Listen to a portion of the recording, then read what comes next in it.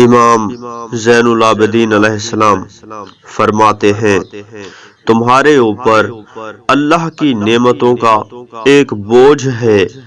اس نے تمہارے بدن کو صحت دی ہے، زندگی کو طویل بنایا ہے، کتاب دے کر حجت تمام کر دی ہے، دین فہمی کا شعور دیا ہے، سنت پیغمبر کا عرفان عطا فرمایا ہے، اور پھر ہر نعمت کے مقابلہ میں اور ہر اتمام حجت کے نتیجہ میں ایک فرض قرار دیا ہے، اور وہ فرض یہ ہے کہ ہر فضل و کرم اور ہر نعمت و احسان پر اس کا شکریہ ادا کرو۔ ارشاد ہوتا ہے، اگر تم میرا شکریہ ادا کرو گے تو میں اضافہ کر دوں گا، اور اگر کفران نعمت کرو گے تو میرا عذاب بہت سخت ہوگا۔ تو اب دیکھو کہ کل تمہارا کیا حال ہوگا جب اس مالک کے سامنے کھڑے ہوگے اور وہ ہر نعمت کے بارے میں سوال کرے گا کہ اس کا کس طرح تحفظ کیا تھا، اور ہر حجت کے بارے میں سوال کرے گا کہ اس کے بارے میں کیا فیصلہ کیا تھا۔ اور یہ یاد رکھو کہ خدا نہ کسی بے ربط عذر کو قبول کر سکتا ہے اور نہ کسی تقصیر سے راضی ہو سکتا ہے۔ افسوس افسوس، یہ کچھ نہیں ہو سکتا ہے۔ اس نے اپنی کتاب میں علماء سے عہد لے لیا ہے کہ اسے لوگوں کے لیے واضح کرو گے اور اس کے مطالب کو چھپاؤ گے نہیں۔ یاد رکھو کہ کم سے کم نعمت خدا کا کتمان اور معمولی سے معمولی تمہاری مسئولیت یہ ہے کہ تم نے ظالم کی وحشت کو انس میں تبدیل کیا ہے اور اس کی گمراہی کے راستہ کو آسان کر دیا ہے کہ جب اس نے چاہا اس سے قریب ہو گئے، اور جب اس نے پکارا لبیک کہہ دی۔ مجھے کس قدر خوف ہے کہ کل تم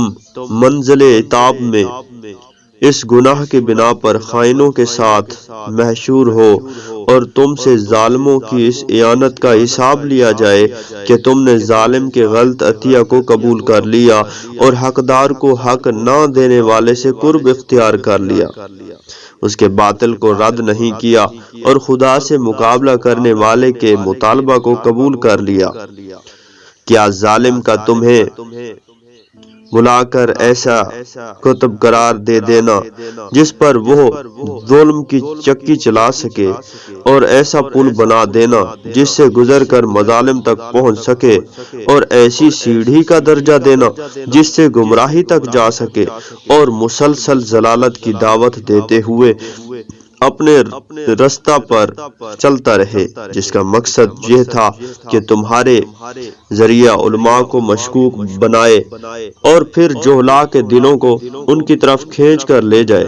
تو ظالم کے مخصوص ترین وزیر اور مقرب ترین مددگار نے بھی وہ نہیں کیا جو تمہارے ذریعے ہو گیا کہ ان کے فساد کی تائید کر دی اور ان کے پاس عوام و خواص کی آمد و رفت کا ذریعہ بن گئے۔ بھلا کس قدر وہ دولت کم ہے جو انہوں نے تمہیں اس برے کام کے معاوضہ میں دی ہے، اور کس قدر معمولی وہ تعمیر تمہارے لیے کی ہے اس تخریب کے مقابلہ میں جو تمہاری آخرت کے سلسلہ میں کر دی ہے۔ اب تم اپنے بارے میں خود غور کرو کہ دوسرا غور کرنے والا نہیں ہے، اور تم اپنا حساب اس شخص کی طرح کرو جسے کل حساب دینا ہے، اور یہ بھی دیکھو کہ تم نے اس کا کیسا شکریہ ادا کیا ہے جس نے صبح و شام چھوٹی بڑی نعمتوں کی غذا دی ہے۔ مجھے تو بے حد خوف ہے کہ تمہارا حال ان لوگوں جیسا نہ ہو جائے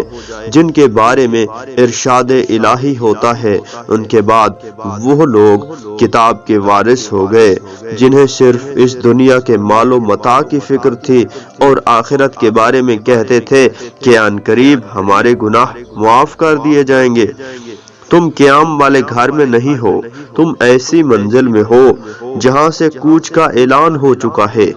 اور آدمی اپنے ساتھیوں کے بعد رہ بھی کس قدر سکتا ہے۔ بحال جو اس دنیا میں خوف آخرت کے ساتھ زندہ رہیں، اور بدبختی ان کے لیے ہے جو خود تو مر جائیں لیکن ان کے گناہ باقی رہ جائیں۔ ہوشیار ہو جاؤ کہ تمہیں خبردار کر دیا گیا ہے، اور جلدی عمل کرو کہ وقت کم رہ گیا ہے۔ تمہارا معاملہ اس سے ہے جو جاہل نہیں ہے، اور تمہارے اعمال کا محافظ وہ ہے جو غافل نہیں ہے۔ تیاری کرو کہ طولانی سفر قریب آ گیا ہے، اور اپنے گناہوں کا علاج کرو کہ شدید بیماری کا سامنا ہے۔ خبردار یہ خیال نہ کرنا کہ میں تمہیں تنبیہ اور سرزنش کرنا چاہتا ہوں۔ میرا مقصد صرف یہ ہے کہ تمہاری جو رائے مردہ ہو چکی ہے وہ زندہ ہو جائے، اور تمہارا جو دین گم ہو گیا ہے وہ پلٹ کر چلا آئے۔ تمہیں تو پروردگار کا یہ ارشاد یاد ہے، یاد دلاتے رہو کہ یاد دہانی صاحب ایمان کے حق میں مفید ہوتی ہے۔ کیا تمہیں وہ ساتھی ہمسن یاد نہیں ہے جو یہاں سے چلے گئے اور تمہیں اکیلا چھوڑ گئے؟ دیکھو کیا وہ بھی اس مصیبت میں مبتلا تھے جس میں تم مبتلا ہو، یا اس مسئلہ میں گر پڑے تھے جس میں تم گرے ہو، یا تمہیں کوئی ایسا خیر یاد آ گیا ہے جسے انہوں نے چھوڑ دیا تھا، یا ایسی چیز معلوم ہو گئی ہے جس سے وہ ناواقف تھے۔ تمہیں تو یہ نعمت بھی حاصل ہو گئی ہے کہ لوگوں کے دلوں میں تمہاری مخصوص جگہ ہے، اور وہ تم سے محبت کرتے ہیں، تمہاری رائے کا اتباع ہوتا ہے، تمہارے احکام پر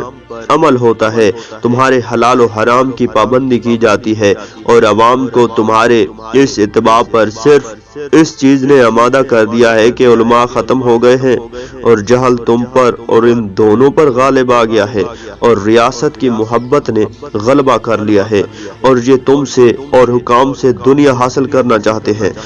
اب کیا تم نہیں دیکھ رہے ہو کہ تم کس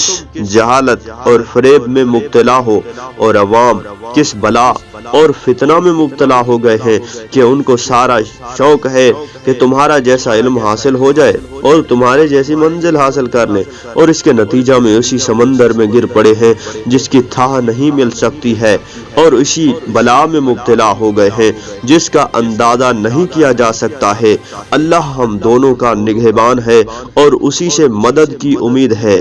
اچھا دیکھو اب ان حالات سے کنارہ کش ہو جاؤ تاکہ صالحین سے ملحق ہو جاؤ جو قبروں میں دفن ہو چکے ہیں، اس عالم میں کہ پیٹھ اور پیٹ ایک ہو گئے ہیں، اور اب خدا اور ان کے درمیان کوئی حجاب نہیں رہ گیا ہے۔ نہ دنیا انہیں دھوکہ دے سکتی ہے اور نہ وہ دھوکہ کھا سکتے ہیں۔ انہوں نے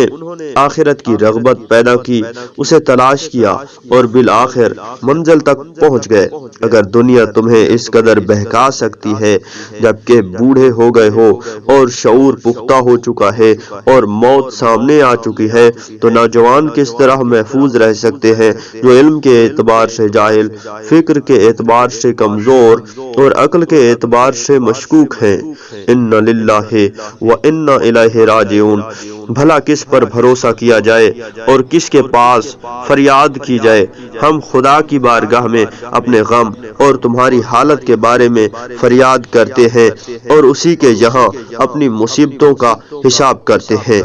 اب تم دیکھو کہ جس نے چھوٹی بڑی نعمتوں سے نوازا ہے اس کا شکریہ کس قدر ادا کرتے ہو، اور اس کی عظمت کا کس قدر خیال رکھتے ہو، جس نے اپنے دین کے ذریعہ تمہیں لوگوں میں جمیل بنا دیا ہے۔